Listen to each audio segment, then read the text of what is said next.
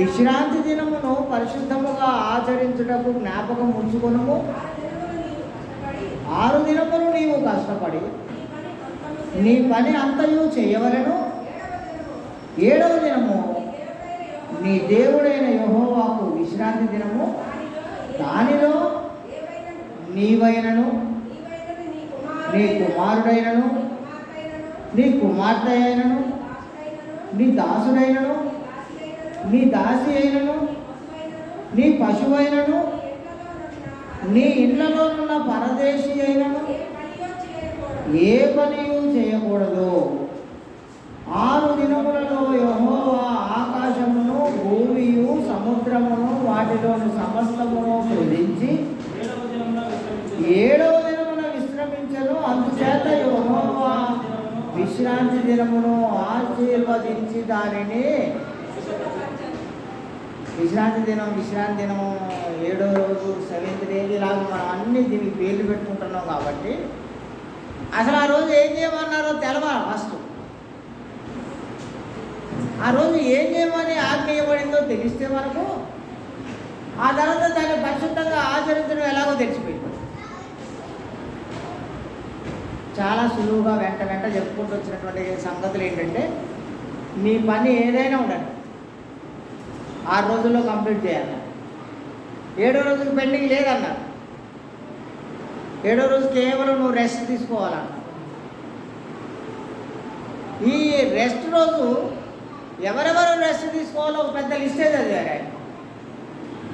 నువ్వు కానీ నీ కుమారుడైనా నీ కుమార్తె అయినా నీ ఇంట్లో పనుడైనా నీ ఇంట్లో పనమ్మాయి అయినా నీ ఇంట్లో ఉన్నటువంటి పశువులైనా నీ ఇంట్లో ఒకవేళ చుట్టం ఎవరైనా వస్తే ఆ చుట్టమైనను ఏం పని చేయకూడదు మీరు అనేది ఆజ్ఞ.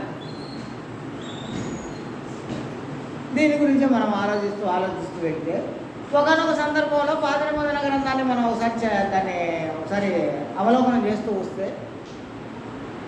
ఒకరోజు పాపం ఒక ఆయన విశ్రాంతి దినం రోజు వెళ్ళి కట్టెలు ఏరుకుంటున్నాడు.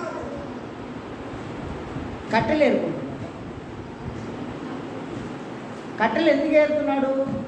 ఆ రోజు వండుకొని తినడానికి కాదు సార్, ఆ రోజు వండుకొని తినడానికి కాదు ఆయన కట్టెలు ఏరేది. తెల్లారే ఈరోజు రెస్ట్ డే కాబట్టి తెల్లారి పొద్దున వండుకొని తినడానికి ఆయన కట్టెలు ఏరుకోవడానికి వచ్చాడు అడవిలో. ఆ సంగతి చూసినప్పుడు వాళ్ళందరూ కలిసి ఏం చేశారంటే యూదులు రాళ్ళు తీసుకుని అతన్ని కొట్టి చంపేశారు. ఎందుకు? నువ్వు ఆజ్ఞని మీరావు, దేవుడు ఇచ్చినటువంటి ఆజ్ఞను నువ్వు పాటించకుండా దానిలో నువ్వు నిలబడకుండా నువ్వు దాన్ని మీరావు కాబట్టి రాళ్ళతో కొట్టి చంపావు. మోసే అదే చెప్పాడు, రాళ్ళతో కొట్టి చంపేయాలా ఇలా ఆజ్ఞల్ని ఎవరైనా చేయకపోతే. ఏమీ చేయకూడదు దాంట్లో, కేవలం రెస్ట్ చేయాలి. అలా రెస్ట్ చేయకుండా ఉంటే వాళ్ళని రాళ్ళతో కొట్టుతాం. ఇంకా కొంచెం మనం లోతులకు వెళ్ళి పాత నిబంధన కాలంలో ఉన్నటువంటి ధర్మశాస్త్రాన్ని ఆలోచిస్తూ ఉంటే వాళ్ళు శుక్రవారం సాయంత్రం కల్లా తిన్నది కూడా ఆ గిన్నెలు కూడా కడిగేసి శుభ్రంగా బోర్లించాలి. మళ్ళీ ఎప్పుడు వండాలి? వాళ్ళు విశ్రాంతి దినం అయిపోయినా వండుకొని తినాలి. విశ్రాంతి దినం రోజు అన్నం కూడా తినకూడదు వాళ్ళు. మరి మనం కూడా విశ్రాంతి దినం పాటించాలా? ఇది దేవుని ఆజ్ఞ, ఇది పరిశుద్ధపరచబడింది అని మనం అందరం మైకులు బద్దలయ్యేలాగా బోధిస్తున్నటువంటి ధర్మశాస్త్రోపదేశకులు ఎవరైతే ఉన్నారో వాళ్ళందరూ ఈ విషయాన్ని బోధించట్లేదు. ఎందుకు? తినపోతే సావరా అయ్యగారు అంట. చస్తాడు, సావకుండా ఎట్లుంటాడు? తనేమో అంత పరిశుద్ధంగా ఆచరించాలని చెప్పి మనం మాత్రం ఏం చేస్తున్నామంటే వెళ్ళి బాగా ముక్కుపూటలా తినేస్తున్నాం. ఆ రోజే పంచాయతీలు పెట్టుకుంటున్నాం, ఆ రోజే వ్యాపారాలు చేసుకుంటున్నాం, ఆ రోజే పనులు చేసుకుంటున్నాం. కానీ ఆజ్ఞ ఉంది, ఏ పని చెయ్యకూడదు. ఆ రోజు విశ్రాంతి దినము అనగా, విశ్రాంతి అనగా రెస్ట్. నీకు సెలవు ప్రకటించారు ఆ రోజు.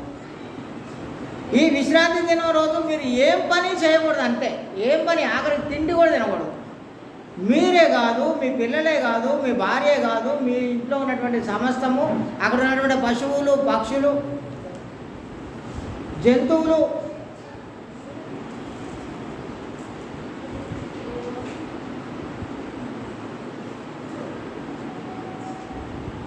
వాళ్ళందరూ కూడా ఏ పని చేయకూడదు, అసలు ఏ పని చేయకూడదు.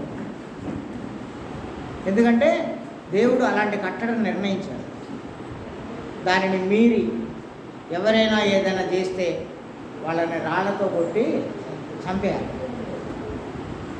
ఇలాంటి కట్టడ ఉన్నటువంటి ఆ రోజు యేసుప్రభు ఏం చేశాడంటే, ఆయన పంట చేలో పడి నడిచి వస్తున్నాడు.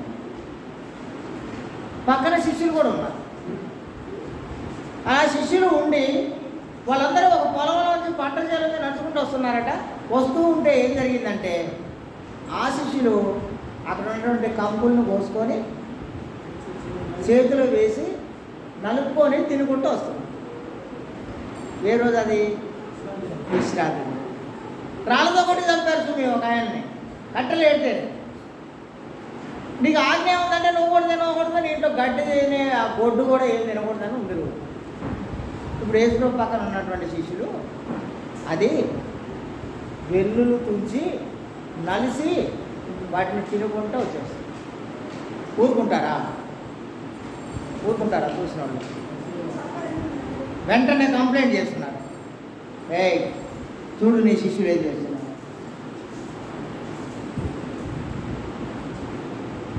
అప్పుడు పరిసయ్యులు కొందరు, విశ్రాంతి దినమున చేయదగినది మీరెందుకు చేయుచున్నారని వాళ్ళు అన్నారు. దీన్ని ఇలాగే పెట్టి దాని కిందకు వచ్చేసిన తర్వాత మళ్ళీ అది కాదు. మళ్ళీ నేను ఈ కింద మరొక విశ్రాంతి దినమున ఆయన చేసినటువంటి ఇంకొక కార్యాన్ని గురించి ఆలోచిస్తాను. మరొక విశ్రాంతి దినమున ఆయన సమాజ మందిరంలోనికి వెళ్ళి బోధించుతున్నప్పుడు అక్కడ ఊస చేయగలవా ఒకడున్నాడు. అంటే ఊస చెయ్యి అంటే ఏంటి? అది సన్నగా పేలగా ఉంటుంది. ఈ చెయ్యిలాగా ఉండదు అది. ఈ చెయ్యి దాన్ని ఊస చెయ్యి అంటారు. ఒకటి పీలగా, ఒకటి బలంగా.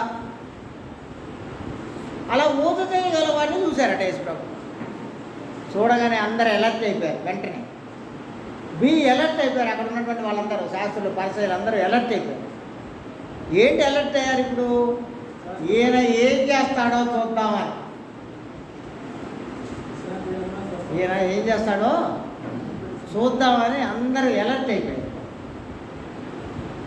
ఇలా అలర్ట్ అయిపోయినప్పుడు వాళ్ళందరినీ చూసి ఆయనకు అర్థమైపోయిన తర్వాత వాళ్ళు క్వశ్చన్ అడుగుతున్నారు. ఇప్పుడు విశ్రాంతి దినమున మేలు చేయుట ధర్మమా, కీడు చేయుట ధర్మమా, ప్రాణరక్షణ ధర్మమా, ప్రాణహత్య ధర్మమా అని ఆయన ఖచ్చితమైనటువంటి ప్రశ్న అడిగారు వాళ్ళు. ఈయనేమో ఆ ఊస చేయగలవాడిని చూస్తున్నారు. సమాజ మందిరంలో ఆయన వాక్యం చెప్తూ చూశారు. చూసిన తర్వాత ఏమైందంటే వీళ్ళందరూ కలిసి అలర్ట్ అయి చూస్తున్నారు, ఏం చేస్తాడు ఇప్పుడు ఆయన. కనిపెట్టారు. యేసుప్రభు కనిపెట్టి అడుగుతున్నారు, విశ్రాంతి దినమున మేలు చేయడం ధర్మమా, కీడు చేయడం ధర్మమా, ప్రాణాన్ని రక్షించడం ధర్మమా, ప్రాణాన్ని హత్య చేయడం ధర్మమా? ఇదే ఇంకా వేరే సువార్త పుస్తకాల్లో వెళితే అక్కడ ఆయన అడిగినటువంటి ఇంకా క్వశ్చన్ ఇంకా అద్భుతంగా అనలైజ్ చేయబడింది. మీలో ఎవరిదైనను ఒక ఎద్దు లేదా ఒక ఏదైనా ఒక పశువు గుంటలో పడి ఉంటే నువ్వు చూస్తే దాన్ని బయటికి తీయవా అని అడిగాడు. విశ్రాంతిలో వచ్చింది, మరి ఏం పని చేయకూడదని ఉంది కదా. పని చేస్తే రాంతో కొట్టి సంపాలని మోసే రాశారు కదా, రాశారా? ఇప్పుడు యేసుప్రభు అడుగుతున్నారు, గుంటలో పడింది ఒక పశువు, ఒక ఎద్దు కానీ, ఒక దూడ కానీ, ఏదైనా గుంటలో పడింది, నీకు కనపడింది, నువ్వు దాన్ని బయటికి తీసి కాపాడతావా కాపాడవా? సరే, ఇవన్నీ ఇలాగే ఉంచండి, మనం తర్వాత డిస్కస్ చేద్దాం. ముఖ్యంగా యేసు ప్రభువుని ఎందుకు అంత టార్గెట్ చేశారు వాళ్ళు? ఇది ఆలోచించండి. ఫస్ట్ ఆఫ్ ఆల్ యేసు ప్రభుని ఎందుకు టార్గెట్ చేశారు వాళ్ళు? ఈ లోక సంబంధమైనటువంటి సంగతులే జరిగినాయి అక్కడ. ఈ లోకంలో ఏదైతే జరిగిందో అక్కడ కూడా అదే జరుగుతుందా? ఏమిటి అనగా యేసు ప్రభు రానంత వరకు శాస్త్రులు పరిసయ్యులు ఆడింది ఆట, పాడింది పాట.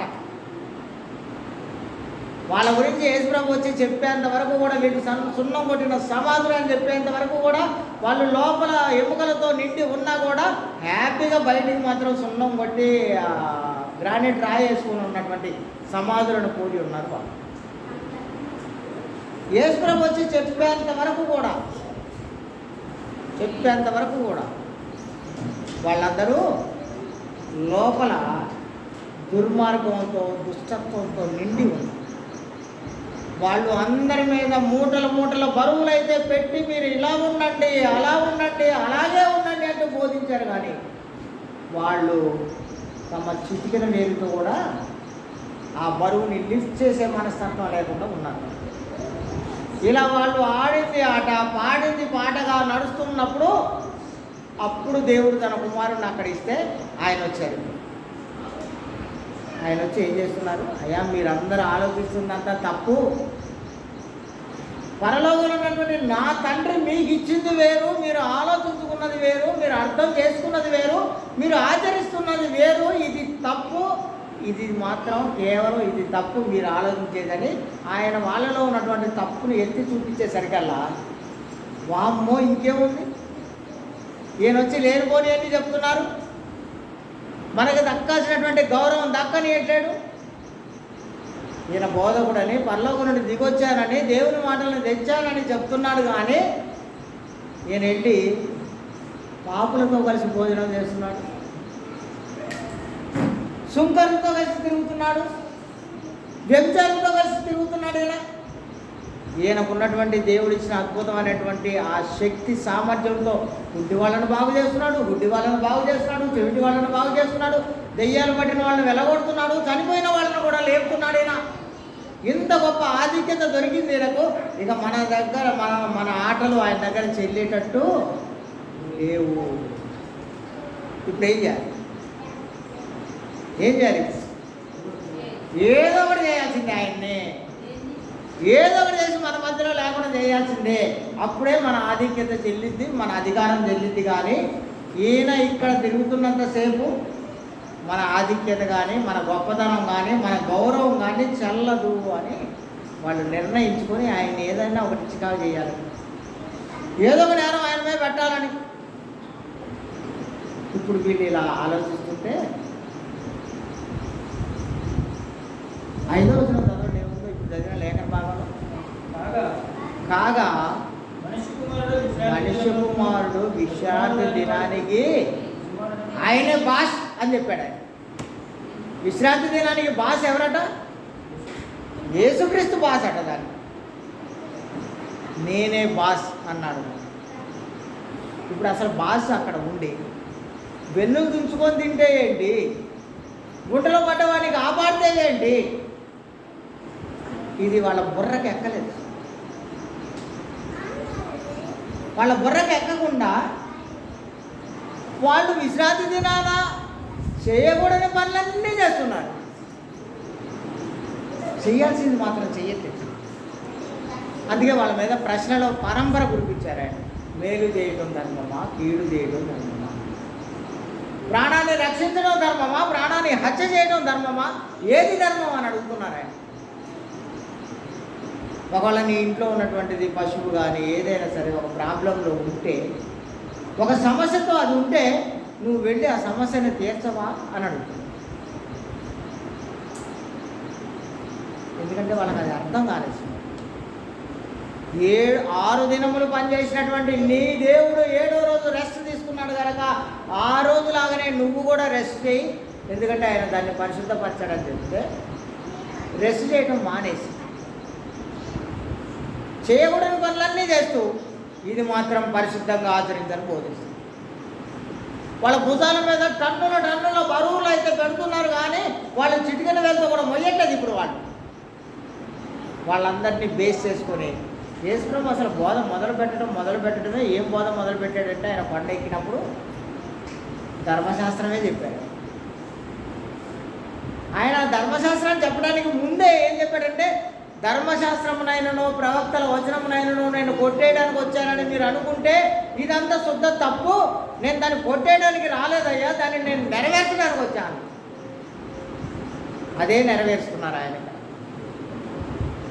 ఆయన దానిని పూర్తి స్థాయిలో నెరవేరుస్తూ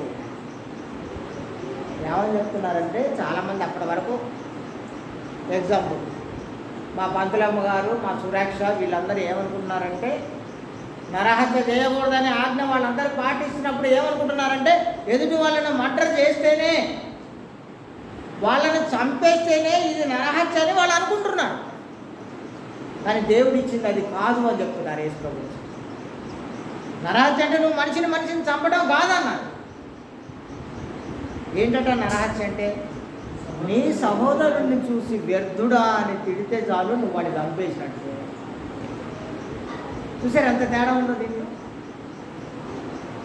నరహత్య చేయకూడదని ఆజ్ఞ రాగానే నేను ఎవరిని చంపట్లేదు, నేను ఎవడి ప్రాణం తీయలేదు, నేను ఎవరిని నేను హత్య చేయలేదు అని అనుకుంటున్నావు. కానీ నీ కుళ్ళు కుట్ర కుతంత్రాలతో నువ్వు నిండిపోయి నీ ఎదుటి వాడిని ద్వేషిస్తూ దూషిస్తూ వాడి మీద అబద్ధ సాక్ష్యములు పలుకుతూ వాడి మీద అన్యాయమైనటువంటి కార్యాలు చేస్తున్నావు కనుక నువ్వు నరహత్య చేసినట్టే అన్నాడు యేసు ప్రభు.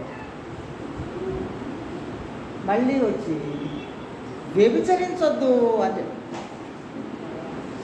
వ్యభిచారము చేయకూడదు. మళ్ళీ అప్పుడు కూడా మా జాయ లాంటి వాళ్ళు, లేకుంటే ఇక మా ఈ మగపిల్లల బ్యాచ్ ఎవరైతే ఉన్నారో వాళ్ళందరూ కలిసి ఏమనుకుంటున్నారంటే, నేను ఏ స్త్రీని చెరపట్లేదు, నేను ఏ స్త్రీని అన్యాయంగా నాశనం చేయట్లేదు, కాబట్టి నేను వ్యభిచరించట్లేదు అనుకుంటున్నాను. కానీ వాళ్ళ మనసులో దుర్మార్గంతో నిండిపోయింది. అందుకే యేసు ప్రభు వచ్చి ఏం చెప్పారు, నువ్వు ఒక అమ్మాయిని మోహం చూపుతో చూస్తే చాలు, యూజ్లెస్లో నువ్వు వ్యభిచారం చేసినట్టే అన్న. నువ్వు అమ్మాయి వైపు కాంక్షగా నువ్వు చూస్తే నువ్వు ఆ అమ్మాయితో కలిసి వ్యభిచారం చేసినట్టు. దొంగతనం చేయకూడదు అని ఆజ్ఞ వచ్చినప్పుడు చాలామంది ఏమనుకున్నారంటే, నేను ఏదైనా వాళ్ళకి తెలియకుండా ఎత్తకొచ్చుకుంటే దొంగతనం అనుకున్నాను. కానీ కాదండి, వాడి దగ్గర అది ఉందని నువ్వు అనుకొని అది నేను ఎలాగైనా తీసుకోవాలని నువ్వు అనుకుంటే చాలు నువ్వు దొంగతనం చేసినట్టే అంటున్నారు. ఇది యేసు ప్రభు చెప్పినటువంటి ఈ ధర్మశాస్త్రం. ఇప్పుడు మళ్ళీ వెనక్కి వెళ్ళి విశ్రాంతి దినానికి మనిషి కుమారుడు బాస్ అని చెప్పారు, యజమానుడు అని. ఇప్పుడు నేను అది రెఫరెన్స్ ఇక్కడ కోట్ చేసి మీకు ఇవ్వలేను, కానీ ఒక విషయం చెప్తాను. యేసు ప్రభు ఏం చెప్పారంటే, విశ్రాంతి దినము మనుషులు ఉన్నది విశ్రాంతి దినం కొరకు కాదు, విశ్రాంతి దినం ఉన్నది మనుషుల కొరకు అని చెప్పాడు ఆయన. అంతేనా సత్యనారాయణ గారు? మనుషుల కొరకు విశ్రాంతి దినము కాదు, విశ్రాంతి దినము మనుషుల కొరకు అని చెప్పాడు ఆయన. ఇది ఒక అద్భుతమైనటువంటి సంఘటన. దానికి నేను ప్రభువును యజమానుండను. అందుకే ఏం జరిగిందంటే, ఇప్పుడు దావీదు వాళ్ళు శిష్యులందరూ కలిసి వెన్నులు తుంచి ఇలా నడిచేసి వాళ్ళందరూ తినుకుంటూ వచ్చేస్తున్నారు. ఇది ఎప్పుడు? విశ్రాంతి దినం. ఇప్పుడు యేసు ప్రభు ఏం అడిగారంటే, అయ్యా మీరు ధర్మశాస్త్రం చదవలేదా అన్నాడు. ఇప్పుడు వాళ్ళని ఏముంది ధర్మశాస్త్రంలో? దేవునికి అత్యంత ఇష్టడైనటువంటి వాడు ఉన్నారు ఒక ఆయన, ఆయనే దావీదు రాజు. ఆయన ఏం చేశాడు మీకు తెలీదా అన్న. అంతేనా దావీదు సార్? ఏమన్నారు? దావీదు చేసిన సంఘటన మీకు తెలీదా అన్న. మూడవది, యేసు వారితో ఇట్లనెను, తానును తనతో కూడా ఉన్నవారును ఆకలి కొనినప్పుడు దావీదు ఏమి చేసెనో అది అయినను మీకు తెలీదా? మీరు చదవలేదు అసలు దీన్ని. దావీదు ఏం చేశాడో మీకు తెలియదా అన్నాడు యేసు. ఏం చేసి ఉంటాడు దావీదు? ఏమని? అతడు దేవుని మందిరములో ప్రవేశించి యాజకులు తప్ప మరి ఎవరునూ తినకూడని సుముఖపు రొట్టెలను తీసుకొని తిని తనతో ఉన్న వారికి ఇచ్చి వాళ్ళు కూడా తిన్నారు కదా, ఈ సంగతి బైబిల్లో రాసి ఉంది కదా, ధర్మశాస్త్రంలో నువ్వు చదవలేదా అన్నాడు. నువ్వు చదవలేదా ఈ విషయాన్ని? వీళ్ళు వెన్నులు తుంచుకోండి ఏంటంటే నీకు అంత కష్టమైందే రావి సార్. వీళ్ళు వెన్నులు తుంచుకొని ఆ పొలంలో పోతా పోతా వెన్నులు తుంచుకొని తింటంటేనే మీకు అంత బాధ కష్టమైందే. కేవలం యాజకుడు తినాల్సినటువంటి సముఖపు రొట్టెల్ని దావీదు తనతో ఉన్నటువంటి 5 తిన్నప్పుడు ఈ సంగతి బైబిల్లో రాసింది మీరు చదవలేదా అన్న. ఉందా బైబిల్లో సత్యానందమయ్య గారికి? ఉందా దావీ సార్? ఉందా? రండి, మొదటి సమూయేలు గ్రంథం 21వ అధ్యాయం మొదటి 6 వచనం. సమూయేలు మొదటి గ్రంథం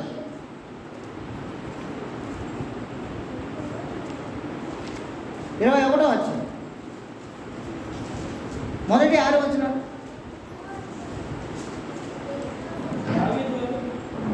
దావీదు నోబులో యాజకుడైన అహీమెలెకు వద్దకు వచ్చెను. అయితే అహీమెలెకు దావీదు రాకకు భయపడి నీవు ఒంటరిగా వచ్చితివేమని అతనిని అడుగగా దావీదు, రాజు నాకు ఒక పని నిర్ణయించి నేను నీకు ఆజ్ఞాపించి పంపిన పని ఏదో అది ఎవరితోనైనా చెప్పవద్దనెను. నేను నా పనివారిని ఒకానొక చోటకు వెళ్ళ నిర్ణయించితిమి. నీ వద్ద ఏమీ ఉన్నది? 5 రొట్టెలు కానీ మరి ఏమీ గాను ఉండిన ఎడల అది నాకిమ్మని యాజకుడైన అహీమెలెకుతో అనగా, యాజకుడు సాధారణమైన రొట్టె నా యొద్ద లేదు, పనివారు స్త్రీలకు ఎడమగానున్నవారైతే ప్రతిష్ఠితమైన రొట్టెలు కలవరి దావీదుతో అనెను. అందుకు దావీదు, నిజముగా నేను బయలుదేరి వచ్చినప్పటి నుండి ఈ 3 దినములు స్త్రీలు మాకు దూరముగానే ఉన్నారు. పనివారి బట్టలు పవిత్రములే. ఒకవేళ మేము చేయు కార్యం అపవిత్రమైనది అయిన ఎడల ఏమి రాజాజ్ఞను బట్టి అది పవిత్రముగా ఎంచదగును అని యాజకులతో అనెను. అంతటా యెహోవా సన్నిధి నుండి తీసివేయబడిన సన్నిధి రొట్టెలు తప్ప అక్కడ వేరు రొట్టెలు లేకపోగా వెచ్చని రొట్టెలు 1000 దినమందు వేసి తీసివేయబడిన ప్రతిష్ఠితమైన రొట్టెలను యాజకుడు అతనికి తిన్నారా లేదా వీళ్ళందరూ? అవును కాదు సార్, యాజకుడు ఇచ్చారు కదా వాళ్ళకు, వాళ్ళు తినాల్సినటువంటి ఆ రొట్టెలని దావీదు తనతో ఉన్నటువంటి పని వాళ్ళు తిన్నారా లేదా?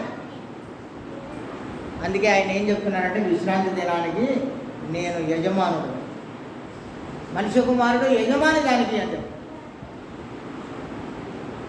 ఈ సందర్భాన్ని మనం ఇలాగే ఆలోచిస్తూ వెన్నుల నుంచి తింటున్నందుకు ఆయన శిష్యుల మీద ఆయన మీద చాలా సణుగులాట గొణుగులాట.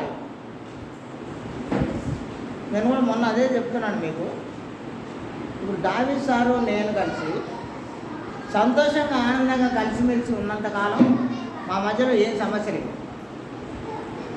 ఉండి దావీదు సార్కి ఉద్యోగం వచ్చి ఉండి నాతో ఉన్నటువంటి దావీదు సార్ కాస్త మంచిగా ఒక బండి కొనుక్కొని ఉండి నాతో ఉన్నటువంటి దావీదు సార్ నాతో కలిసి మామిడికాయ పచ్చడి అది ఆగా పప్పు పులుసు తింటున్నటువంటి దావీదు సార్ కాస్త ఉద్యోగం వచ్చి జీతం రాగానే మంచిగా మాంసం తింటాం, శ్రేష్టమైన భోజనం తింటాం అలవాటు పడ్డాక నేను పక్కనే ఉండి నేను ఏం చేస్తున్నానంటే ఇప్పుడు నేను మత్సర పడుతున్నాను ఇప్పుడు దావీదు సార్.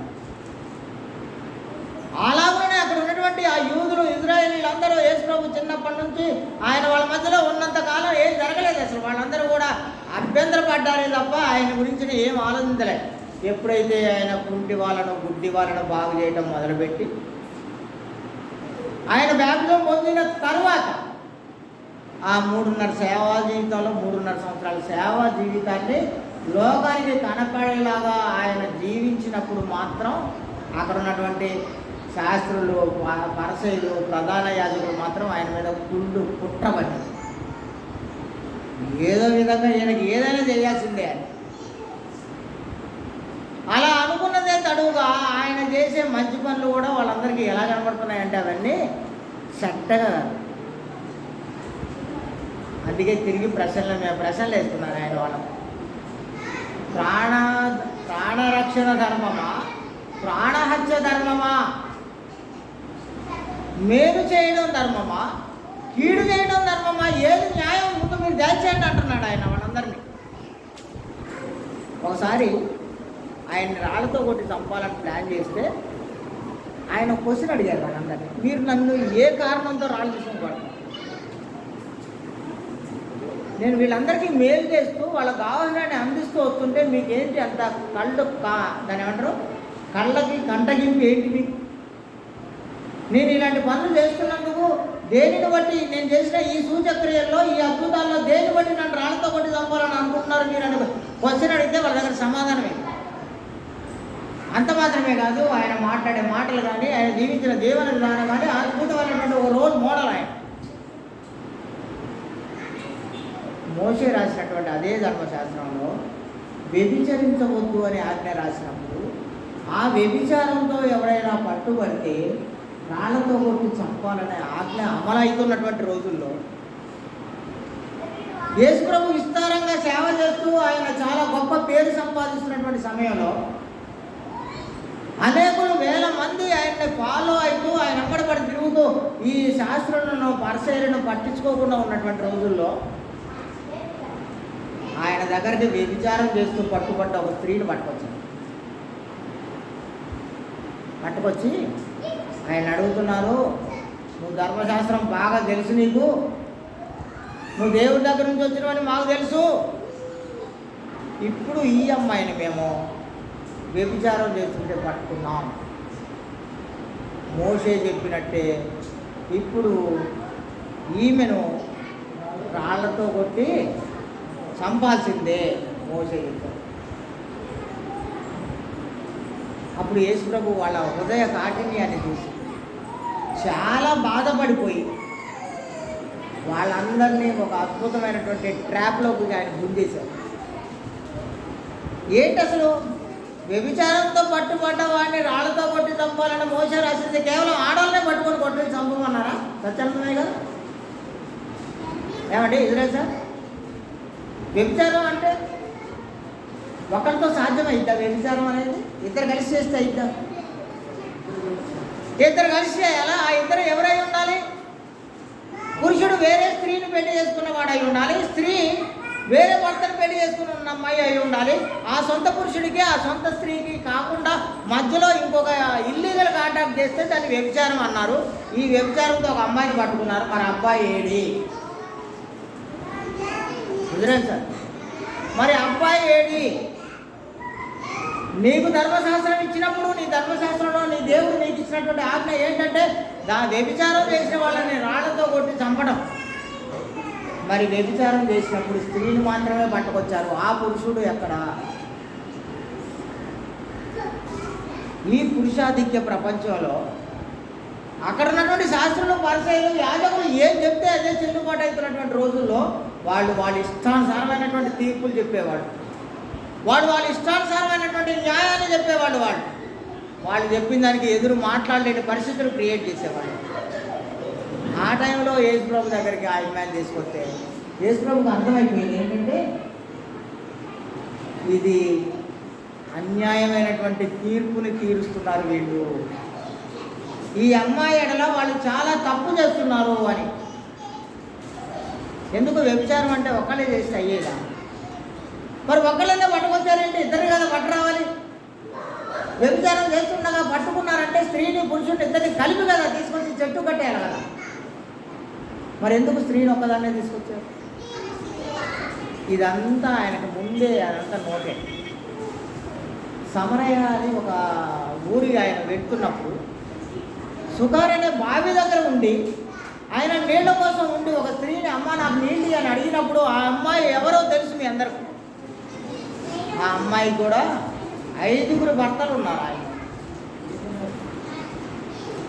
5 భర్తలు ఉన్నటువంటి ఒక స్త్రీని యేసు ప్రభు ఆ కాసేపటిలోనే మార్చి పడేశారు. ఎలా మార్చేశారు ఆమెని అంటే ఒక ఊరిని కదిలించేలాగా మార్చి పడేశారు. ఒక ఊరిని దేవుని వైపు నడిపించేలాగా, ఊరిని యేసు ప్రభు యొద్దకు నడిపించేలాగా ఒక స్త్రీని మార్చి పడేశారు. ఎవరు ఆ మార్చబడినటువంటి స్త్రీ? ఎవరు? 5 భర్తలు కలిగిన ఒక స్త్రీ. ఒక స్త్రీకి 5 భర్తలట. అలాంటి స్త్రీని ఆయన ఒక్క క్షణంలో మార్చిపడేశారు.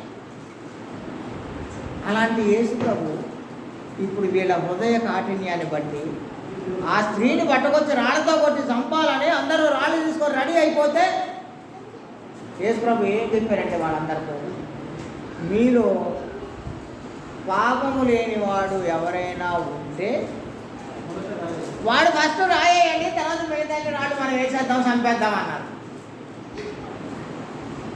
ఎవడైతే మీలో పాపము లేనివాడు ఉన్నాడో వాడు మొదట రాయేయండి, తర్వాత అందరు కలిసి రాళ్ళే చంపేద్దాం. సమస్య ఎంత సులువుగా పరిష్కారం చేస్తారంటే యేసు ప్రభు, నేను మళ్ళీ చెప్తున్నాను, మనం ఇక్కడ కుయ్యో మొర్రో అనుకునే పెద్ద పెద్ద సమస్యలు ఉంటాయి మన జీవితంలో. సుధాకర్ సార్, కుయ్యో మొర్రో అనుకునే పెద్ద పెద్ద సమస్యలు, అసలు ఇది నాకు తీరదురా, ఇంత పెద్ద సమస్య వచ్చిందని నేను ఎట్ట బతకాలరా దేవుడా అని ఏడుతుంటారు. అలాంటి సమస్యలు నువ్వు దేవుని వద్దకు వస్తే ఎంత చిటికలో ఇలా చిటికలో నీ కష్టాన్ని తీసేసేవాడు మీ దేవుడు. ఆయన పంపినటువంటి ఆయన కుమారుడు ఇక్కడికి వచ్చి ఎంత సులువుగా ఎలాగ చిటికలో సమస్య పరిష్కారం చేస్తున్నారంటే, మీలో పాపం లేనివాడు ఎవడైనా ముందు రాయేయాలి. చాలా సులువుగా ఇలా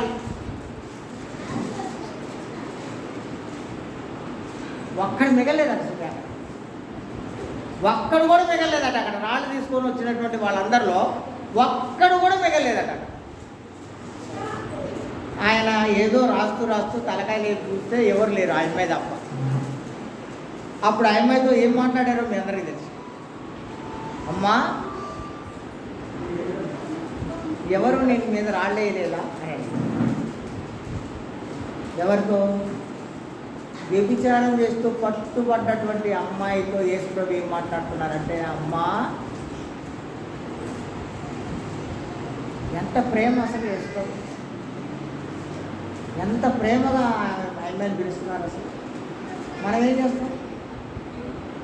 మంచి బూతులు మాట్లాడతాం, దానికి అలాగే కావాలా, అది ఇట్లా చేసింది, ఇది ఇట్లా చేసింది అని ఉన్నదానికి లేనిపోని అమ్మలక్కలన్నీ ఇంకో 4 కలిపి, అవునవును అప్పుడు నేను చూసిన పలానా పొలం గట్లో, అవునవును నేను చూసిన మన ఊరికి పోయినప్పుడు, అవునవును మనం చూసిన 2 కలిసి బస్సులో పోతున్నారు, ఇలాంటి లేనిపోని అన్నీ కల్పించి వాళ్ళని తోలనాడి వాళ్ళని బ్లేమ్ చేస్తుంటారు అంట. కానీ యేసు ప్రభు ఏం చేస్తున్నారు? అమ్మా, అసలు ఈ పదం యేసు ప్రభు నోట్లోకి వచ్చినటువంటి ఈ పదం ఎంత విలువైనదో తెలుసా భూమి మీద. అసలు అమ్మా అనే పదం ఒక నేరం చేసి, ఒక తప్పు చేసి, ఒక పొరపాటు చేసి, ధర్మశాస్త్రానికి వ్యతిరేకమైనటువంటి కార్యం చేసినటువంటి అమ్మాయిని పట్టుకొని యేసు ప్రభు, అమ్మా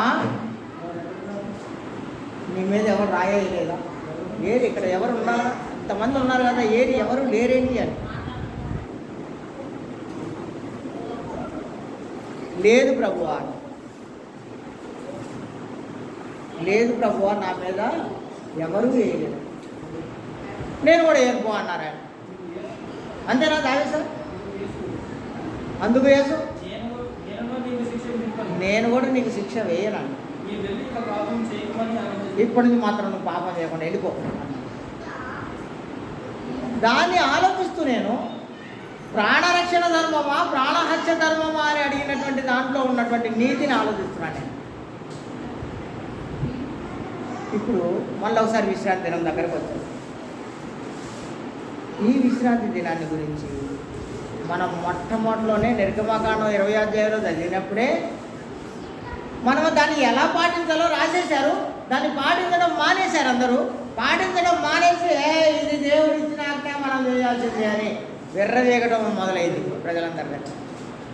ఇది ఇలాగే చేయాలి, ఇది అలా చేయాలి, ఇది దేవుడిచ్చింది అట.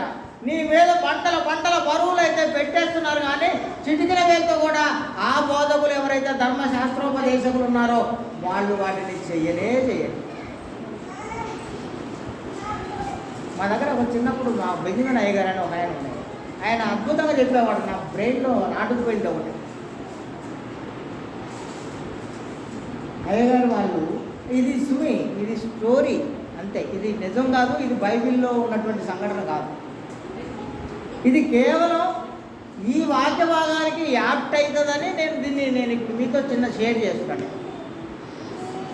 ఒక బోధకుడు, ఒక సువార్థికుడు ఉన్నాడు. ఆదివారం రోజు ప్రేయర్ కోసం రెడీ అవుతున్నారు. పొద్దున్నే లేచి గంట చేసుకుంటున్నారు. వాళ్ళ ఇంటి ముందుకి పక్కింట్లో ఉన్నటువంటి ఒక ఆయన కోడిపుంజు ఒకటి వచ్చింది. అయ్యగారు చూశారు, గంపని ఇట్లా నెట్టారు. గంపని ఇలా నెట్టగానే అది పోయి కోడి మీద పడింది, కోడిపుంజు మీద. దాని మీద బండ పెట్టారు. అరవకుండా పోయి భార్యతో చెప్పారు. వచ్చినాక వెంటనే దీని సంగతి చూద్దాం మనం. ఆదివారం ప్రేయర్కి వెళ్ళారు. ఆదివారం వాక్యం చెప్తున్నారు. ఇప్పుడు అయ్యగారు, నీ పొరుగు వాడిది ఏది ఆశించకూడదు, పర్ల సొమ్ము పాము వంటిది, నువ్వు వాడిది ఏదైనా ఆశించావా అని అనగానే పోతావు, జాగ్రత్త అని చెప్తున్నారు అయ్యగారు వాక్యం. ఈ వాక్యం ఎదురు కూర్చొని అమ్మగారు వింటుంది. అమ్మగారి గుండెలో భయం అయింది ఒకసారి. వామ్మో, ఏంది బైబిల్లో ఎంత ఉందా, బైబిల్లో ఇంత మహాజ్ఞానం ఉందా, అయ్యయ్యో ఇప్పుడే మా అయ్యగారు కోడిని బట్టి గమ్మ కింద పెట్టి దాని మీద బండ పెట్టి వచ్చిందిగా, నాకు కూడా చెప్పిందిగా వేరైపోవని వండుకొని తిందామని. ఇంత పాపానికి నేనైతే ఉడికట్టలేనాడు అనుకోని ఆ అమ్మాయి.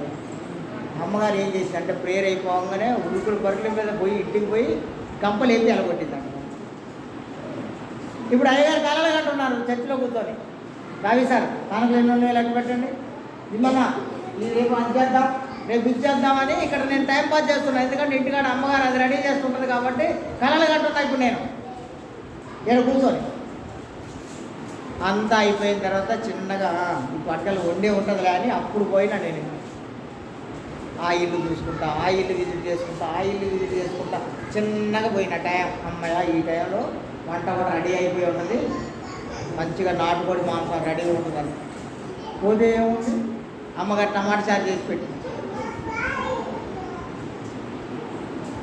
ఏందమ్మా టమాటా చారు ఏంది, కోడేది అంటే భలే పడితే అయ్యగారు నువ్వు బైబిల్లో అట్లుందా, పొరుగువాడిది ఇట్లా ఆశపడితే నరకం వచ్చిద్దా, నేను నరకానికి పోలేను పిచ్చిదానా, ఇవన్నీ ఉంటే ఇవన్నీ ఎర్రిబాగులో ఎదురు కూర్చుంటారు కాబట్టి వాళ్ళందరికీ చెప్పడానికి, కానీ ఇవి మనకు కాదు. వినేవాళ్ళందరూ ఎర్రిబాగులో ఉంటారు కాబట్టి వాళ్ళకి ఏది పడితే అది చెప్పొచ్చు, మన కోసం కాదు ఇవన్నీ అన్నాడు అన్నయ్య గారు. ఒక్కొక్కడ భుజాల మీద బండలు కుండల బరువులు పెడతారు, కానీ వాడు చిటికిన వేలతో కూడా మొయ్యడని చెప్తున్నారు యేసు ప్రభు. ఇదే అనమాట మీ అందరికీ మేము బోధించి మేము మాత్రం దొమ్మరు గుడిసెల్లో దూరితే, మీ అందరికీ బోధించి మేము నరకానికి వెళ్ళి పడిపోయే పనులు చేస్తే దేవుడు మీ అందరికీ దీవించి ఆశీర్వదించారు. మీ అందరికీ ఇదే విషయం యేసు ప్రభు చెప్పినటువంటి బోధన ఆలోచించారు. అప్పుడు ఉన్నటువంటి ఆ విశ్రాంతి దినం పరిశుద్ధపరిచినటువంటి ఆ దినాన్ని యేసు ప్రభు చనిపోయి తిరిగి లేచిన తర్వాత క్రైస్తవ యుగం ప్రారంభించబడిన తర్వాత అది ఆదివారంలోనికి మార్చబడిన తర్వాత ఆదివారం పరిశుద్ధ దినముగా మనం అందరము ఎంచబడిన తర్వాత ఆజ్ఞలోనికి శనివారంలోంచి ఆదివారంలోనికి మారిపోయిన తర్వాత ఈ ఆదివారం దినం ఎలా ఉండాలి నువ్వు? దానికి యజమానుడు యేసు ప్రభు అయినప్పుడు, దానికి ప్రభువు రక్షకుడు అయినప్పుడు నువ్వు ఆ ఆదివారపు దినాన నువ్వు ఎలా ప్రవర్తించాలి? అప్పుడు అలా ఉండకపోతే రాళ్లతో కొట్టి చంపే ఆ ఆలోచనలోంచి, ఆ పద్ధతుల్లోంచి, ఆ సిద్ధాంతంలోంచి బయటకు వచ్చి క్రైస్తవ జీవితాన్ని జీవిస్తున్నటువంటి నీవు, క్రీస్తుని పోలి నడుస్తున్నటువంటి నువ్వు ఎలా నడవాలి? ప్రాణహత్య ధర్మమా, ప్రాణరక్షణ ధర్మమా అని క్వశ్చన్ అడిగితే నిన్ను ఆదివారం రోజు నువ్వు ఏది రక్షణ, నువ్వు ఏం చేయాలి అనేది నీకు అర్థమైపోయింది. నేను అందుకే సరే మా సత్యానంద అయ్య గారు అంటుండు, ఇంకెవరైనా ఒకళ్ళు నన్ను వ్యతిరేకిస్తే వ్యతిరేకించాలే, కానీ ఈ ఆదివారం వచ్చేసరికల్లా శనివారానికి రెడీ అయిపోయి ఉండాలి అని నేను 100 సార్లు చెప్తుంటా. చాలామంది నాతో ఏకీభవిస్తారు. వాళ్ళు అప్పటికప్పుడు స్నానం చేసినామా, దండం మీద ఏముంటే ఆ బట్టలు వేసుకున్నామా, మన ప్యాంట్ జేబులోనో లేదా బూట్లోనో ఏదైనా డబ్బులు ఉంటే పట్టుకున్నామా, ఎత్తుకున్నామా, తెచ్చి దీంట్లో వేసినామా, 4 ముక్కలు విన్నామా, లేచినామా, వెళ్ళిపోయి ఇలా అనుకుంటాను. కాదు, పరిశుద్ధ దినము ఇది తండ్రితోనూ కుమారుడితోనూ పరిశుద్ధాత్మతోనూ కలిసి నువ్వు జీవించే నీ కాల గమనం ఇది. నువ్వు వాళ్ళతో కలిసి గడిపే సమయం ఇది. ఈ సమయం ఇంత సిల్లిగా తీసేసుకుంటాం. ఎంత సిల్లిగా తీసేసుకుంటాం అంటే బాబోతే ఏమైంది అయ్య గారు, చాలామంది మగపిల్లలు రాదు. మేము ఇప్పుడే వచ్చేటప్పుడు తాటిపూడిలో అమ్మగారు నేను కలిసి అనుకుంటూ వస్తున్నాం. ఏంటి ఇవాళ మొదటి ఆదివారం, అక్కడ బైబిల్ మిషన్ అని ఒక చర్చ్ ఉంటుంది తాటిపూడిలో. ఈరోజు అక్కడ మంచి పెద్ద పెద్ద కుండలకు భోజనం వండుకుంటారు మొదటి ఆదివారం. ఎంతమంది ఉంటారో తెలుసా ప్రేయర్లో? ఈరోజు బయట రోడ్డు మీద ఉంటారు, రోడ్డు మీద ఉంటారు ఈరోజు ప్రార్థనలో ప్రజలు. ఎందుకు? మొదటి ఆదివారం రోజు భోజనాలు పెడతారు కాబట్టి. వీళ్ళందరూ కూడా మళ్ళీ వాళ్ళలో సంఘ పెద్దలు కూడా ఉంటారు. సంఘానికి రాకపోయినా వాడు సంఘ పెద్ద. మళ్ళీ రేపు సత్యానందం అయ్య గారు వాక్యం చెప్పి 2వ ఆదివారం వచ్చి చూసారా? అప్పుడు దాంట్లో ఆ ముందు వరుసలో ఉన్నటువంటి ఆ 10 మంది కుర్చీలు కూడా ఉండవు, నిండవు. ఎందుకంటే అప్పుడు భోజనం ఉండదు.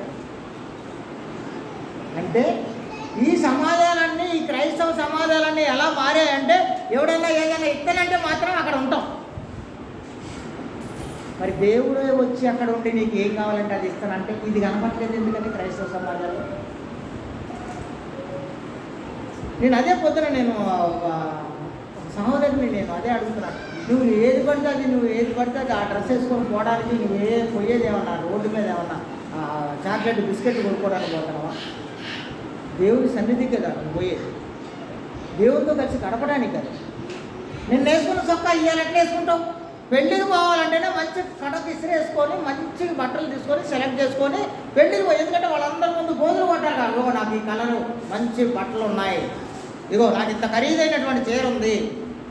ఆ పక్కట్లో శైలి దగ్గర నుంచి ఒక నా చైన్ తీసుకొని నా మెళ్ళేసుకొని పోయి అంత పోజులు కొట్టి దర్పాలు కొట్టడానికే కదా ప్రజలందరి ముందు పోయేటప్పుడు ఎంతో నీట్గా అంత పోషగా పోతాం.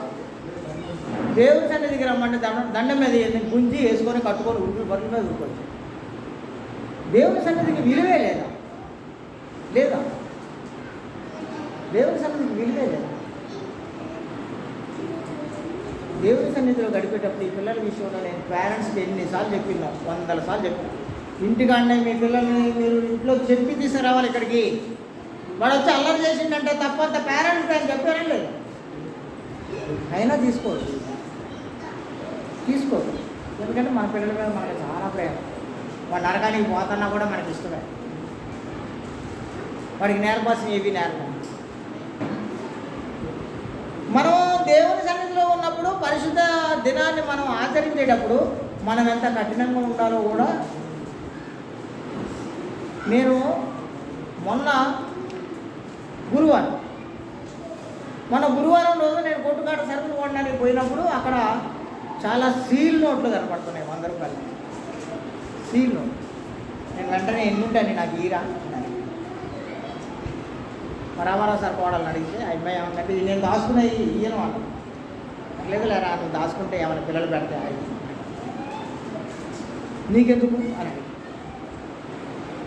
ఇవి ఇంట్లో ఉన్నటువంటి ఆంటీ వాళ్ళు, మా పిల్లలు, వీళ్ళందరూ కానుకలు వేయడానికి ఏది పడితే అది వేయొచ్చు కదా, ఏదైనా చెల్లిద్ది కదా, కోట్లో సగం తిరిగిపోయిన నోటైనా చెల్లిద్ది కదా. లేదురా, మేము మా దేవునికి కానుక వేయాల్సి వచ్చినప్పుడు శ్రేష్టమైనటువంటి సంగతులే చేస్తాం. మేము కొత్త నోటు తీసుకుపోయి వేస్తాను నేను వీళ్ళ నోటు. అందుకే ఎదుగుతుంటాను నేను వెళ్ళి అన్ని కోట్లన్నీ. ఏ పాత నోటు వేస్తుంది దేవుడు తీసుకోడు అన్నది. ఎందుకు తీసుకోడు? నేను ఏది ఇస్తే అదే 100 రెట్లు ఇస్తా అని చెప్పాడు ఆయన నాకు. ఇప్పుడు నేను నలిగిపోయి చినిగిపోయింది ఇస్తే తీసుకోడా దేవుడు?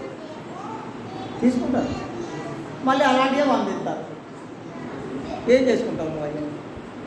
ఏం చేసుకుంటావు అని నేను అదే చెప్తున్నాను మీ అందరికీ కూడా. ఆదివారం వస్తుందంటే శనివారం సాయంత్రానికే మీరు ఏ చొక్కా వేసుకోవాలో, ఏ ప్యాంట్ వేసుకోవాలో, ఏ చీర కట్టుకోవాలో, ఏ డ్రెస్ వేసుకోవాలో మీ బైబిల్లో మీరు ఏం కానుక వేయాలని మీరు ముందే నిర్ణయించుకున్నారో అది శనివారం సాయంత్రానికే రెడీ అయిపోవాలి. అది ఓపెనింగ్ ప్రేయర్ తిమ్మన్న ఇక్కడ నిలబడి ప్రారంభ ప్రార్థన చేయగానే తండ్రి, కుమారుడు, పరిశుద్ధాత్ముడు లోపలికి వచ్చేస్తారు. వాళ్ళేమో లోపల ఉంటారు, మనమేమో తీర్చుకొని దిద్దుకొని వాక్యం అయిపోయినాక పోలేమా? కానుకలు వేసేటప్పటికి పోలేమా? Lord support తీసుకునేసరికి పోలేమా? ఇలా కానీ కాదు. తండ్రి అయినటువంటి దేవుడు, ఆయన కుమారుడు అయినటువంటి యేసుక్రీస్తు, పరిశుద్ధాత్ముడు ఇక్కడ ప్రారంభ ప్రార్థన నుంచి ముగింపు ప్రార్థన వరకు ఉంటారు వాళ్ళు ఇక్కడ. ఇది ఎప్పుడు కనిపెడతామో మన జీవితాల్లో అప్పుడే మార్పు. ఇది కనిపెట్టనంత కాలం కూడా మన జీవితాల్లో ఎప్పటికీ మార్పు. ఎప్పటికైనా చిన్న గొర్రె పిల్లలే మీరు, మెల్లమెల్లగానే మిమ్మల్ని అంటారు. ఏమైనా వాళ్ళు కఠినంగా కన్న తీసుకొని ప్యాంట్ మనం ఒకటి ధరిస్తే ఈ దొడ్లోకి దూకి ఆ దొడ్లోకి పోతాను, రెడీ అయిపోయి. దేవుడు మీ అందరినీ దీవించారు. పరిశుద్ధ దినాన్ని గురించి మాట్లాడుతున్నాం. దేవుడు పరిశుద్ధపరిచినటువంటి ఆ విశ్రాంతి దినాన్ని గురించి ఆలోచించి, ఆ విశ్రాంతి దినము క్రైస్తవ యుగం వచ్చేసరికి అది శనివారంలో నుండి ఆదివారంలోనికి మారినప్పుడు ఆ ఆదివారం దినాన్ని ఇంకెంత పరిశుద్ధంగా ఆచరించాలని చూస్తున్నాను నేను. ఆ ఆదివారం దినాన ఇక్కడ ఒక పెద్ద విందు భోజనం పెట్టుకోండి. నిజమే సార్. మరి కాసేపట్లో మీరు పంచి పెడతారు ఆ విందు భోజనాన్ని, అందరికీ అందిస్తారు. ఆ విందు భోజనాన్ని ఇక్కడ సంఘంలో ఏర్పాటు చేసి రండి. ఈరోజు పండగ దినం, ఆదివారం అనగా ఒక ఉత్సవ దినం. నేను మళ్ళీ చెప్తున్నాను, నేను శనివారం సాయంత్రానికే నాకు బుర్రలో అన్ని సుడులు తిరిగిపోతుంటాయి. నాకు రేపు నేను ఏం చేయాలి, ఎలా ఉండాలి, ఎందుకు ఉండాలి, అలాగే ఎందుకు ఉండాలి, ఇలాగే ఎందుకు ఉండాలి. ఎందుకంటే ఈరోజు నువ్వు ఎలా ఉండాలో నువ్వు నిర్ణయించుకొని నువ్వు ఫిక్స్ చేసుకోవాలి ఈ దినాన్ని. ఎందుకంటే నువ్వే వెళ్ళి నీ దేవునితో గడపాలి, నువ్వే వెళ్ళి నీ ప్రభు అయినటువంటి యేసుక్రీస్తుతో గడపాలి. నేను చైనీకి చూడని ఒక విషయం గుర్తొచ్చింది చూడండి. ఇప్పుడు నేను చైనీకి ఒక అద్భుతమైన సంఘటన చెప్పాను, నాకు వైరల్. వాళ్ళకి రేపు ఈ స్పాట్ జరిగింది అమ్మో. ఇది నేను ఇచ్చినప్పుడు జిమ్మన్నాను, చైనీ వచ్చారు వైరా. అప్పుడు నేను చైనీకి పిలిచారే, చైనీ నువ్వు ప్రే చేయరా, దేవుడా నాకు సీట్ కావాలని నువ్వు ప్రే చేయి, మేము ఎట్లా చేస్తాం అది వేరే విషయం, కానీ నువ్వు చెయ్యి అన్న. నవ్వింది నన్ను చూసి. నేను అన్నా, నీకు ఎంత ప్రార్థన వచ్చో దేవునికి తెలియదా? ముందు దేవునికి తెలుసా లేదా మహేశ్వరి? మనకి ఎంత ప్రార్థన తెలుసో దేవుడికి తెలియదా? మరి ఇప్పుడు ఆ ప్రార్థన శైలి తన కోసం తాను చేసుకుంటే ఎంత విలువ, ఎంత విలువ అది. అప్పుడు నేను తిరిగి మళ్ళీ జిమ్మన్నతో ఏం చెప్తున్నా అంటే, జిమ్మన్న నువ్వు, రేవతి, సాత్విక్ సారు, శైని, రత్తమ్మ మీరందరూ కలిసి కూర్చొని ప్రేయర్ చేయండి. మీరు ముందు దేవా మాకు ఇది అవసరం ఉంది, ఇది నీ చిత్తం అయితే మాకు ఇది జరిగించు అని అడగండి. మీరు అడిగితే దేవుడు వినడా? ఖచ్చితంగా వింటాడు. ఇదే కదా చెప్తున్నాను, నువ్వు ప్రేయర్ చేసుకోరా. నిన్న పోయి మేము మా బుడ్డమ్మాయిని జాయిన్ చేసి వస్తుంటే ఆ అమ్మాయి కూడా అదే చెప్పినా నేను, బైబిల్ తీసుకొని వెళ్ళు, రోజు చదువు, స్టడీ అవర్ అయిపోయినాక పడుకునే ముందు చదువు, నీకు ఎంత వచ్చో అంతే ప్రేయర్ చేయి, నీకు ఎంత తెలుసో అదే ప్రేయర్ చేయి, దేవుడు వింటారు. మీరు యుక్తంగా ప్రార్థన చేయడం ఎట్లా మీకు తెలియదు, కానీ తెలియకపోవడం వల్ల ఒక మధ్యవర్తిని పెట్టారు ఆయన. మనం ప్రేయర్ చేయడం ఎట్లా మనకు తెలియదు కాబట్టి మనం ఏది పడితే అది మూలికలతో వాటితో మనం చేస్తే దాన్ని ట్రాన్స్లేట్ చేసి పరిశుద్ధాత్మ దేవుడి దగ్గరికి పంపించేస్తారు. నువ్వు చేసిన తప్పులు ఒప్పులు ఏదైనా ప్రార్థనలో ఉంటే వాటన్నిటిని సరి చేసి దేవుడి దగ్గరకు డైరెక్ట్గా పంపించేవాడు మధ్యలో పరిశుద్ధాత్ముడు ఉన్నారు, ఆయన పంపిస్తారు. కాబట్టి నేను అదే చెప్పాను, చైనీకి చెప్పినా, బుడ్డమాయికి చెప్పినా, మా దావి సార్ చెప్పినా, మా సాత్విక్ సార్ చెప్పినా, ఎవరికి చెప్పినా ఒకటే విషయం ఏంటంటే, మీరు వ్యక్తిగతంగా మీ దేవునితో మాట్లాడండి. ప్రార్థన అనగా దేవునితో మాట్లాడుట, మీరే మాట్లాడండి దేవుడితో, మీ అవసరాలన్నీ మీరు చెప్పండి. నేను కూడా చాలా ఫ్యామిలీలు, నేను అందరి ఫ్యామిలీలన్నీ దర్శించడానికి పోతుంటా, పోయి వాళ్ళు టీ అనగానే తాగుతా, వాళ్ళు ఏదైనా పెడితే తింటా, లేచి వచ్చేస్తూనే ఉంటా. వాళ్ళు ఇదేంద్రా పెట్టింది తిన్నాడు, ఇచ్చింది తీసుకున్నాడు, తీసి వెళ్ళిపోతాంటే ఏంటి, కనీసం ప్రార్థన చేయట్లేదు ఏంది మా కోసం, ఇలా అనుకుంటారు వాళ్ళు. ఒకనొక సమయం వచ్చినప్పుడు చెప్పిన నాకు నేను ప్రేయర్ చేస్తే అది కేవలం 50%. కానీ అదే నువ్వు ప్రార్థన అడిగితే దైవజనుడు నీ ఇంటికి వచ్చి నీ ఇంట్లో కాలు పెట్టినప్పుడు నువ్వు అతన్ని అయ్యా నా కోసం ప్రార్థన చేయి, నా కుటుంబం కోసం ప్రార్థన చేయి నువ్వు అడిగితే 100% అది 100% అది. నువ్వు అడగకుండా నేను చేస్తే అది 50%. సుధాకర్ సార్ కేవలం 50% అది. నేను ఒకవేళ మిమ్మల్ని బలవంతంగా చేసి కూర్చోబెట్టి రెండు ప్రార్థన చేద్దామని నేను బలవంతం చేసి మీకోసం ప్రార్థన చేస్తే అది కేవలం 50%. కానీ అదే మీరు మీ ఇంటికి ఒక దైవజనుడు వచ్చాడు, మీ ఇంట్లో ఒక దైవజనుడు కాలు పెట్టాడు, మీరు ఇచ్చిన ఆతిథ్యం తీసుకున్నాడు కనుక అయ్యా మా కోసం మా కుటుంబం కోసం ప్రార్థన చేయని మీరు అడిగితే మాత్రం అది 100%. అందుకే నేను వాళ్ళు అడగకుండా ప్రేయర్ చేయను అసలు. నేను ఎవరింట్లో కూడా చెప్తుంటాను నేను వాళ్ళకు, మీరు ప్రార్థన అడగాలి లేదా మీకు మీరే ప్రార్థన చేసుకోండి ఇలా చెప్తుంటాను నేను. ఎందుకంటే అందరిలాగా మీ మీద పడి బతికేయడానికి నేను రాలేదు, మిమ్మల్ని అందరినీ బ్రతికేయడానికి వచ్చాను కాబట్టి నేను ఈ సంగతులన్నీ మీకు చెప్తుంటాను. నేను మీరు మీ జీవితంలో మీరు మీ దేవునికి అనుసంధానమై జీవించాలి, మీ దేవునితో కలిసిమెలిసి జీవించాలి. మీ దేవునితో మీరందరూ మింగిలైపోతే మీ దేవుడు మీకోసం ఏమైతే సిద్ధం చేశారో ప్రతి ఒక్కటి మీకు అందించి ప్రతిదీ మీకు అందించి. ఎప్పుడైతే మీరు మీ దేవునికి దూరంగా మీ నేను అదే అంటున్నాను. ఇప్పుడు ఏంటంటే ఈ ఆదివారం రోజు ఇక్కడ ఇంత ఉద్యమంతో ఉండే మనం బయటికి పోయినాక ఏంటి మన పరిస్థితి? లోకంలో ఉన్నటువంటి మిగతా మనుషులకి మనకి ఏమైనా సంబంధం ఉందా? వాళ్ళు మనం ఒకలాగనేగా ఉంటున్నాం. అప్పుడు మనకి వాళ్ళకి తేడా ఏంట్రా? నేను అదే మొన్న చెప్పిన మా రాజే వాడు ఉన్నాడా ఇంట్లో? వాడు అన్నాడు నన్ను మొన్న, నువ్వు ఎప్పటికీ మారవు, నువ్వు మారవా, నువ్వు మారవు నువ్వు అని అంటున్నాను. నేను ఎందుకు మారాలా?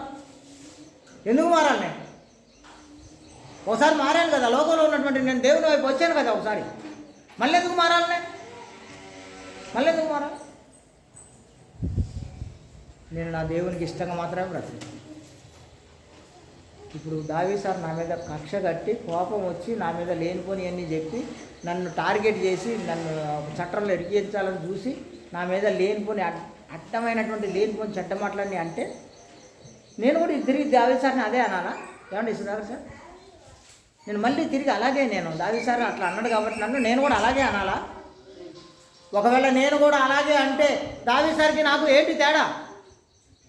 నేను క్రైస్తవ జీవితాన్ని జీవిస్తూ ఒక సేవకుడుగా ఉన్నటువంటి నాకు ఆయనకు ఏంటి తేడా? ఉండాలి కదా తేడా. తేడా ఉండాలి వద్దా దావీదు సార్? నేను కూడా దావీదు సార్ అనేది చెడుతుంటే నువ్వేందా ఆయన ఏంది వాళ్ళ అమ్మాయి సీట్ కావాలంటే పోతాను ఏంది నువ్వు, అబ్బాయికి ఒంట్లో బాగుండలేదంటే హాస్పిటల్ పోతాను ఏంది నువ్వు అంటే పోతా. నేను దేవుని ప్రేమతో బతుకుతున్నాను. వాళ్ళు అలా లేరు అంటే దానికి నేనేం చేయాలి? ఇంకెక్కువ ప్రేమించడానికి ప్రయత్నం చేద్దాం దావీదు సార్, ఇంకొంచెం ఎక్కువ ప్రేమిద్దాం. మనల్ని ఎవరైనా తిట్టేవాళ్ళు, దూషించేవాళ్ళు, ద్వేషించే వాళ్ళ దగ్గర పోయి ఇంకొంచెం ఎక్కువ ప్రేమిద్దాం. పోయింది ఏముంది? వాడి పెట్టే కిరీటం ఏముంది మనకి? ఇక్కడ వాడు మనం తిట్టడం వల్ల మనకు పోయే కిరీటం ఏముంది? వాడి వల్ల కిరీటం పోదు, కిరీటం రాదు. దేవునితో కలిసి ఉంటే దేవుని మార్గంలో ఉంటే కిరీటం వస్తుంది. ఆ జీవ కిరీటం పరలోకంలో ఉంటుంది. అక్కడ వెలుగుటకు సూర్యుడైనను చంద్రుడైనను అక్కర్లేని ఒక మహా గొప్ప పట్టణంలో మనం అందరం దేవునితో కలిసి సంతోషించి ఆనందిస్తాం. ఈ పరిశుద్ధ దినాన్ని మనమందరము పరిశుద్ధంగా ఆచరించాలి. ఆచరించి దేవుని సన్నిధిలో మనమందరం ప్రవేశించాలి. అలా ప్రవేశించాలంటే ఇక్కడ ఉన్నటువంటి ఈ విందు భోజనంలో మనమందరం తప్పనిసరిగా పాల్గొనాలి. అలా పాల్గొని ఆ పరలోకపు పట్టణంలో ప్రవేశించి దేవునితో కలిసి సంతోషించి ఆనందిద్దాం. థ్యాంక్ యూ మీ అందరికీ. ఎందుకంటే దేవుడు దీవించి ఆశీర్వదించుదాము. మనం